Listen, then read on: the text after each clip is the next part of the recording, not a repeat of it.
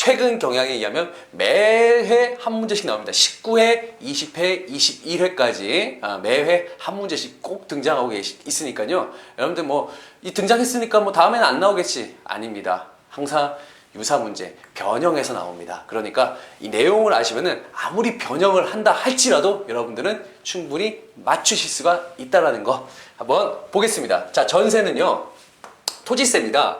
자, 전기 이 조선 전기로 가겠습니다. 전기에 가시면요 어떻게 이제 전세를 거둬들였냐? 세종대왕께서 법을 만들었죠. 공법이라 그래갖고 만드는데 뭐 굳이 아실 필요는 없습니다. 뭐 연분구등법이니 아니면은 뭐죠? 뭐 전분육등법이니 해서 만들어냈습니다. 자, 선생님, 너무 처음부터 어려운 어떤 말들만 있는데 너무 이거 외워야 돼요? 외우실 필요 없습니다. 어떻게 해서 세금을 부과했는지에 대한 어떤 이해만 하시면 됩니다. 자, 연분구등법은요, 풍흉에 따라서, 그러니까 풍년이나 흉년이 풍년과 흉년에 따라서 이제 9개로 나누는 겁니다. 제일 이제 풍년이 들었을 때는 몇 두를 내냐면요. 상상년이라 그랬고 상상년, 상중년, 상하년, 중상년, 중중년, 중하년, 하상년, 하중년, 하하년 이렇게 해갖고 9개로 나눕니다. 그래서 가장 이제 풍년이 들었을 때는 20두를 내고요. 최고 이제 아까 말했죠. 하하년일 때는 4두를 내는 식으로 해갖고 흉년과 풍년에 따라서 이렇게 세금을 납부합니다. 20두에 4두. 이건 토지 단위가 있습니다. 어떻게? 일결당이라고 해서 당시 토지 단위가 이제 결이라는 단위가 있는데요. 일결당 20두에서 4두를 낸다. 그리고 그런 땅들도 또 토지 비옥도에 따라서 그 땅도 이렇게 또 기준을 정해갖고 또 내기도 했는데요. 자, 요건 뭐 그냥 비옥도와 풍흉에 따라서 뭐 이런 식으로 냈었다라고 여러분들이 기억을 그냥 그 풍년과 비옥도에 따라서 이렇게 냈구나라는 것만 여러분들이 기억을 해두시면 되겠습니다. 자, 그러다가 저렇게 양난을 겪고 난 다음에 후기가 되면은 풍흉에 관계없이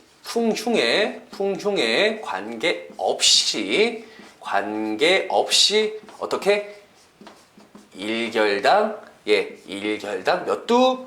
4두만 내면 됩니다. 4두만. 일결당 4두만 납부하면 되는 게 바로 무슨 법? 영정법이라고 제가 말씀을 드렸었죠. 영정법입니다. 영정법. 영원히 4두로 고정시킨다 라는 게 바로 영정법의 핵심 모토라고 보시면 되겠습니다. 자, 상당히 농민들에게 유리하다라고 생각할 수 있겠습니다. 농민 생활의 안정을 외치면서 일결당 4두를 이렇게 내게 했는데, 자, 이 문제점이라는 게 있어요. 문제점이 발생합니다. 이 제도라는 게 참 그렇습니다. 우리가 국가에서는 이제 뭐 이러한 이유로 인해서 뭐 국민들의 어떤 안정과 국민들의 평안함을 위해서 여러 가지 제도를 막 내놓습니다. 하지만 그 제도들이 과연 모든 국민들과 모든 사람들을 만족시키냐? 그렇지 않죠? 어떤 사람들은 분명히 거기에 대해서 불만을 가질 것이고 어떤 사람들은 만족을 할 겁니다. 자, 마찬가지입니다. 이 영정법이라는 것도 문제점이 발생해요. 왜냐면요, 이거는요, 지주들은 상당히 유리합니다. 땅을 마지막 가지고 있는 지주들 같은 경우는요, 그동안 뭐 농사 잘 때더니 뭐 1결당 20두씩까지 냈습니다. 근데 4두로 고정시킨다니까 세금이 그냥 팍 줄어든 거예요. 이게 4두면 어떻습니까? 예전으로 치면은 거의 최저세율이에요. 최저세율. 자, 그러니까 상당히 유리합니다. 땅을 많이 가지고 있는 사람들은. 그런데 농민을 안정을 시키기 위해서 만든 이 영정법이 자, 농민들의 대부분은 어떤 사람들일까요? 소작농들이 많습니다. 소작농들이 상당수거든요. 이 소작농들한테는 뭐 유리할 것도 없고요. 뭐 불리할 것도 사실 없는데 그냥 분리라고 적겠습니다. 분리. 이렇게 적겠습니다. 이런 문제점이 발생하게 돼요. 왜? 소작농들은 뭡니까? 자기 땅이 있는 사람들이에요? 아니에요. 자기 땅이 있는 사람들이 아니고요. 남의 땅을 대신 농사 지어주고 거기에 대해서 일부 이제 소작료를 납부하면은 나머지는 이제 가져가는 형태를 우리가 소작농들이다라고 이제 표현을 하고 있는데, 자기 땅이 아닌 거예요. 자기 땅이 아닌 곳에서 농사를 지는 사람을 소작농이라고 하는데, 자, 여러분들 생각해 보세요. 자, 이 뭐 이들이 이제 땅 주인이야. 아, 건물 주인이라고 치면 건물 주인. 자, 건물 주인이면 이 사람들은 뭐 소장농들은 뭡니까? 거기에 살고 있는 월세, 전세 살고 있는 사람들이에요. 예, 국가에서 그 말 그대로 건물주인에게 세금을 깎아줬다고 해서 이들에게 월세나 전세를 깎아주면 참 좋겠지요. 그런데 이들은 더 많은 이득을 취하려고 합니다. 예, 부자들이 원래 좀 가지고 있는 사람들이 좀 그렇죠. 예, 뭐 국가에서 이제 뭐 이런저런 정책을 내놔갖고 자 세금 깎아줄 테니까 너희들도 얘네들한테로 좀 깎아주고 전세도 깎아주고 월세도 좀 저렴하게 하고 그래라. 안 하죠. 네, 안 합니다. 예, 말 그대로 지주들은 자기 받아먹을 거 다 받아먹고요. 얘네들한테 그대로 받습니다. 아, 이 전세, 월세 사는 사람들의 비애라고 보시면 되겠습니다. 저도 전세 살고 있습니다. 예, 전세 살고 있어요. 이거 제 집이 없어요. 예, 자 마찬가지입니다. 이게 지주들은 예, 자기 집에서 자기 건물에서 말 그대로 세금만 깎고 예, 이 사람들한테 이제 뭐 채우는 거죠. 예, 돈을 받아 먹으면서 그렇죠. 이 사람들한테는 뭐 좋을 게 하나도 없는 거예요, 소장농들한테. 바로 그게 이런 문제점을 낳았다라고 보시면 되겠습니다. 예, 요즘도 그렇잖아요. 예, 뭐 집값은 계속 내려가는데도 불구하고 전세값은 계속 올라가고 있어요. 월세값하고. 예. 집값 내려가면 당연히 전세값도 내려가야 되고 월세도 내려가야 되는데 이게 참 이상한 기이한 현상들이 최근에 또 많이 벌어지고 있죠. 예, 이런 문제점들을 낳았다. 그게 무슨 법이다? 영정법이다. 영정법. 여러분들 꼭 기억해 두시기 바랍니다. 자, 그 다음에 두 번째. 공납엔 또 어떤 변화가 생겼나 한번 살펴보도록 하겠습니다. 자, 이 공납이라고 특사물을 바치는 이 공납이라 하는 건요. 사실은 이 많은 수치제도 중에서 일반 백성들의 가장 큰 부담이 됐던 거예요. 가장 큰 부담. 예, 가장 큰 부담이 되었던 게 바로 이 공납입니다. 가장 큰 부담이 되었다. 자, 때마다 내야 됩니다. 때마다 무엇을 내냐? 특산물을 갖다 바쳐야 됩니다. 예.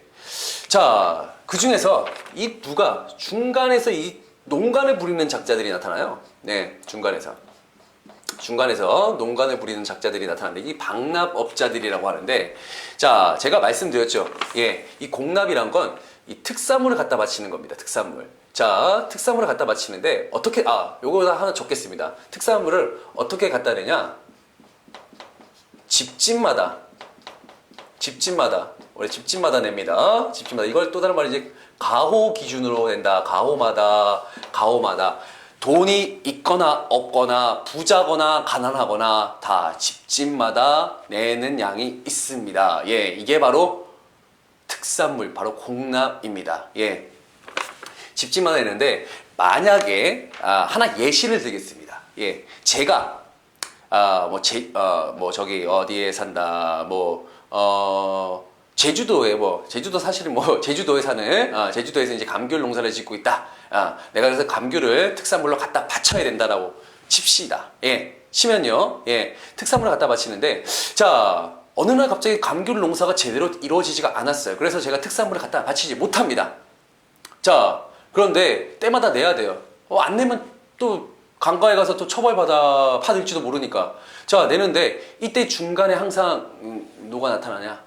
힘든 상황에서 뭔가 제대로 일이 꼬여 있는 상황에서 항상 나타나는 게 이제 현재는 이제 브로커들이라고 있죠. 브로커. 중간에서 이제 뭔가 농간을 부리는 브로커들입니다. 바로 그 브로커들이 바로 이 방납업자들인데, 방납업자들이 이제 제가 이제 그렇게 고민을 하고 있으면 중간에 딱 나타나죠. 뭐 때문에 그래? 이번에 공납 물품이 없구나. 그러면 나한테 얘기하지. 예, 내가 대신 너 대신 일단은 내가 대신 국가에다가 요 특산물을 내줄게. 나중에 그리고 돈은 나중에 내가 청구할 테니까 그런 줄 알아. 알았지? 이러면서 자, 되게 천사 같죠. 그러면은 예, 대신 내주고 안 받으면 되는데, 그쵸? 예, 근데 대신 납부를 해주고요. 대신 납부를 해주고 어떤 농간을 부리냐면요. 원래 감귤 두 박스를 국가에다 바쳐야 된다고 치면은, 자, 한 박스당 10,000원짜리라고 칩시다. 10,000원짜리면은 중간에서 국가에다가 이제 방납업자들이 대신 내고요. 이 10,000원짜리를 20,000원, 이런 식으로 부풀립니다. 예, 가격 부풀리기. 그러면서 그걸 내야 되는 백성에게, 농민에게 청구를 하는 거죠. 이게 요즘에 가격이 많이 올랐나 봐요. 2만 원인데 총 4만 원 줘야겠어. 예, 원래 내는 거 2만 원인데 2만 원치만 내면 되는데 줘야겠어. 이런 식으로 나오는 거예요. 자, 이런 애들이 조선 후기에 가면, 조선 중기 이후에 이르면은 상당수가 존재하고 있습니다. 바로 이 박납의 폐단이라고 합니다. 박납의 폐단. 중간에서 상당수 농간을 부리는 박납의 폐단 이후에 오히려 부담이 더 커집니다. 농민들의 부담이 가중되는 그런 모습으로 간다. 박납의 폐단 이후에 부담이 가중된다. 이게 바로 공납이라고 하는 제도를 개편하게 된 배경이라고 보시면 되겠습니다. 배경이요. 자, 그러면 어떻게 전개되냐? 전개를 한번 보시면요. 그래서 광해군, 여러분들 아시죠? 광해, 왕이 된 남자. 거기서 나오는 자주 등장하는 법이 하나가 있습니다. 무엇입니까? 대동법입니다. 대동법. 예, 대동법이라고 하는 겁니다. 자, 대동법이라고 하는 법이 나타나는데요. 자, 이런 걸 공포합니다. 자, 이거를 이제 공포하는데, 여기 대동법에 대한 내용이 무엇이냐면요. 이 집집마다 내던 특산물을 집집마다 아까 말했죠? 부자들이건 가난하건 다 내야 된다. 하지만 요거를 바꿉니다. 변화시킵니다. 뭘로? 토지가 많은 놈이 많이 내라. 토지의 결수에 따라서 부과를 하기 시작합니다. 상당히 요 포인트가 있습니다. 상당히. 예, 부자가 토지의 결수. 그러니까 토지가 많은 놈. 당시에 이제 그 재산의 기준이 되는 게 바로 토지거든요. 예, 바로 토지가 많은 사람들에게 많이 걷겠다. 얼마를? 어떻게? 어느 정도?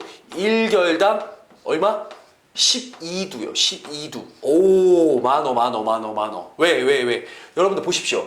1결당 4두였잖아요. 전세는. 야, 그래서 세금 많이 감면됐다 그러면서 좋아했는데, 예, 엉뚱한 곳에서, 지주들의 입장에서는 엉뚱한 곳에서 세금 폭탄을 맞은 거야. 예, 1결당 12두. 뭘로 내는 거야?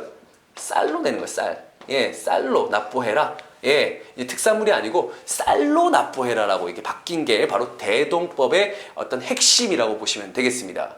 자, 쌀로 내는데 여러분들 만약에 선생님 만약에 먹을 쌀도 부족한데 꼭 쌀로 내야 되는 겁니까? 예, 자, 쌀로만 내는 건 아닙니다. 예, 만약에 이제 주로 이제 쌀로 내되 만약에 너희들이 먹을 쌀이 부족하다고 한다면 포라든가 아니면 동전을 내도 상관이 없다라고 합니다. 선생님, 포는 뭐예요? 포는 뭐 여러분들 뭐 그런 거 있잖아요. 예, 당시 이제 교환 수단인데 삼배라든가 요 무명 같은 거, 삼배라든가 무명이라 갖고 이게 천대기. 예, 당시 이제 교환 수단 중에 하나였어요. 교환 수단 중에 하나였던 이런 삼배라든가 무명 아니면 뭐 동전 이런 거를 내도 상관없다라고 한 거죠. 예, 물론 쌀을 내는 게 기준이지만 없으면은 자, 이런 식으로 해서 대동법을 있는 자에게 많이 걷어들이자는 게 대동법의 아까 핵심이라고 했습니다. 자, 아까 제가 말씀을 드렸었죠. 예, 광해 왕이 된 남자 영화 보시면은 그렇죠. 재산이 있는 많은 사람에게 많이 걷게 하는 게 그게 무슨 문제가 되겠어 이러면서 막 그 대신들 앞에서 막 얘기를 하지 않습니까? 예, 보신 사람들은 아시겠죠? 우리나라 1200만 관객이 들어섰는데 예, 바로 그렇습니다. 예, 바로 대동법의 핵심은 바로 그거고요. 자, 이러다 보니까 자, 요렇게 이 대동법을 공포하고 난 다음에 지주들이 가만히 있진 않겠죠. 반발합니다. 예, 반발해요. 왜냐? 이게 지금 상당히 지주에게는 불리합니다. 왜? 있는 자에게 많이 걷어들이니까. 가뜩이나 여기서 그나마 뭐 집집마다 해갖고 그동안 내는 게 별로 없었는데 갑자기 많아진 거예요. 세금 폭탄이라고 했죠. 예, 지주에는 불리하고, 자, 누구에게? 농민들에겐 유리해지는 겁니다. 이게. 선생님, 농민들은 왜 유리해졌나요? 그렇죠. 아까 말했죠. 농민 중에 대부분이 누구라고 했습니까? 이 소작농들. 땅이 없는 사람들이에요. 땅이 없으니까 땅이 없는 사람들은 이걸 낼 필요 있을까요? 없을까요? 없어. 예, 없습니다. 그러니까 유리한 거예요. 자, 지들 반발이 심하니까, 자, 처음에 경기도부터 시작합니다. 경기도. 예, 경기도부터 시행을 시작해서, 예, 전국적 확산까지 몇 년 걸릴까요? 전국적 확산까지. 예, 전국적 확산까지 무려 100년이 걸립니다. 100년이 소요됩니다. 왜요? 이들의 반발이 거셌거든요. 만만치 않습니다. 사실 뭐 강원도 같은 지역은 이 산이 많지 않습니까? 그러니까 지주들이 별로 없어요. 강원도 같은 거는 크게 반발하지가 않아요. 왜냐면 땅을 가져도 그렇게 많은 땅을 가진 애들이 아니거든. 가는 그 지주들이 많지가 않기 때문에. 하지만 말 그대로 농토가 넓은 토지가 넓은 농사 지을 수 있는 땅이 많은 경상도, 충청도, 전라도 이쪽은 반발이 엄청 났겠죠, 그렇죠? 예, 바로 그런 지주들의 반발로 인해서 전국적 확산까지 100년이라는 시간이 걸렸다라는 거 꼭 기억을 해주시고요. 그럼 이 대동법은 어떠한 결과를 남겼을까요? 여러분 딱 하나만 기억해 주시면 됩니다. 상품화폐 경제가 발달하게 된다. 상품화폐 경제의 발달을 촉진시켰다. 촉진. 예. 자, 여기에 등장하는 하나의 계층이 있습니다. 누가 등장하냐? 여기에 공인이 등장합니다. 공인이라고 하는 하나의 어용 상인들이거든요. 국가에서 허가된 상인들, 바로 이 공인들이 등장합니다. 공인. 자, 이 공인들, 제가 요것도 역시 예상 문제로 뽑습니다. 이 공인들에 대한 부분들을 예상 문제로 뽑으니까 여러분들이 꼭 기억해 두시기 바랍니다. 이 공인들, 과연 어떠한 상인들인가? 국가에서 허가된 상인이라고 했습니다. 이들이 상품화폐 경제를 촉진하는 그런 매개체 역할을 했다라고 보시면 됩니다. 왜 공인들이 이런 상품화폐 경제를 발달시켰나? 상품화폐 경제, 지금으로 치면은 자본주의라고 보시면 돼요. 자본주의. 그러니까 이때부터 우리나라에 이제 자본주의의 싹이 돋아나기 시작했다. 이겁니다. 자, 왜 그러냐면요. 자, 일단은 지금 이제 전에는 특산물을 걷어들였습니다. 특산물을 걷어들였던 그 공납이 뭘로 걷어들입니까? 이제는 쌀이라든가 포라든가 동전을 걷어들입니다. 자, 국가의 창고에는, 국고에는 자, 이제는 특산물이 쌓이지 않고요. 뭐가 쌓입니까? 요런 것들이 쌓입니다. 요런 것들이. 자, 요게 쌓이기 시작하는 거야. 예. 요게 쌓이기 시작하니까, 자, 특산물은 지금 이제 보이지 않고, 쌀, 포, 동전만 지금 국고에 쫙 쌓여 있는 거야. 자, 그런데 국가에서는 이 특산물들, 그동안 걷어든 특산물이 필요할까요? 안 할까요? 필요합니다. 도자기도 필요할 거고요. 강진 도자기 필요할 거고요. 그 다음에 왕이 또 야, 나 오늘 목포 새발낙지 먹고 싶은데, 그러면 목포의 새발낙지 필요합니다. 그 다음에 각종 전주의 한지부터 해서 각 지역마다 담양의 죽제품 해서 이런 것들이 많이 있겠죠. 이런 것들을 누구를 고용해서 바로 이 공인들을 고용을 해서 사오게 하는 거예요. 이거를 주는 거예요. 공인들한테. 야, 너는 가서 담양의 죽제품들을 대량으로 가지고 오도록 하여라 합니다. 그러면 이 사람들이 이제 말 그대로 상단을 딱 이끌고 이제 담양으로 딱 내려가겠죠. 또 어떤 사람한테는 너는 가서 저기에 있는 강진에서 도자기를 대량으로 구매해 오도록 해라. 예, 쫙 갑니다. 상단 이끌고 가면은 어떤 현상이 벌어지겠습니까? 공인들이 물건 한두 개 살려고 거기까지 갑니까? 아닙니다. 예, 대량 구입입니다. 대량 구입. 그러다 보니까 그 시장에 이제 이 공인들한테 물건을 팔려는 각종 상인들이 막 등장하겠죠. 저희 제품으로 말씀드릴 것 같으면 담양에서 가장 좋은 대나무로 만든 어쩌고저쩌고 하면서, 그렇죠? 아니면 강진에서 흑토 중에서 황토로 만든 도자기인데 얼마나 그 품질이 우수하냐면 때려도 깨지지가 않습니다. 이러면서 각종 자기 물건을 팔기 위한 홍보들을 하겠죠. 자, 이러면서 공인들은 거기서 이제 거래를 하고 협상을 하게 됩니다. 이런 이제 거래를 하겠죠. 흥정을 하겠죠. 그러면서 대량으로 구입을 하게 됩니다.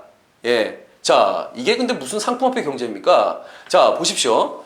물건을 교환하게 되는데 교환하는 과정에서 한두 명의 상인들은 모이겠습니까? 대량 상인들이 모입니다. 자, 제가 만약에 가서 이제 도자기를 한 200개를 이제 납품 계약을 맺었는데 200개는 좀 그렇고 한 500개라고 합시다. 500개를 거래를 맺었어요. 자, 팔았습니다. 돈 두둑히 열리죠? 돈 주머니에 두둑합니다. 그러면은 그냥 집에 그냥 갈까요? 예, 뭐 처자식 있잖아요. 예, 처자식 있으니까 이제 뭐 악세라리도 살 것이고 아니면은 뭐 자식한테 줄 뭐 와이프한테 이제 부인한테 예, 거울 같은 것도 사다 줄 거고 우리 아들이 좋아하는 또 뭐도 사다 줄 거고 이러면서 그 주변에는 뭐가 열립니까? 시장이라는 게 형성돼가요. 시장. 예. 그러면서 대규모로 이제 장사꾼들, 이 사람 저 사람 이제 돈 있는 사람들이 모이니까 이런저런 상인들이 대규모로 대거 등장하게 되면서 그 주변은 완전히 하나의 시장을 형성하게 됩니다. 예. 바로 그런 모습들이 나타난다. 이러면서 대규모로 이제 거래를 하게 되니까 자, 물건끼리 서로 교환하겠습니까? 아닙니다. 예, 가벼운 겁니다. 여러분들, 지금이야 뭐 우리가 돈 화폐 쓰고 하는 게 당연한 거죠. 그렇죠? 뭐 편의점이라든가 뭐 마트 가서 당연히 돈 주고 이제 사는 게 예, 물건 사는 게 뭐 이게 뭐 당연한 거 아닙니까? 라고 하는데 이 시대까지만 해도 아직까지 이 전만 해도 여전히 교환은 서로 이제 물건끼리 교환하는 그런 것들이 아직까지 좀 다수 존재했다는 겁니다. 하지만 이 공인의 등장으로 인해서 대규모로 이제 물건을 서로 이제 교환하고 하다 보니까 이런 화폐 같은 것들도 이제 많이 등장하게 됩니다. 대표적인 게 이제 숙종 때 상평통보라고 하는 그런 화폐가 있죠. 예, 그러면서 이런 어떤 자본주의의 모습이 이때 등장했다. 꼭 기억해 두시기 바랍니다. 중요합니다.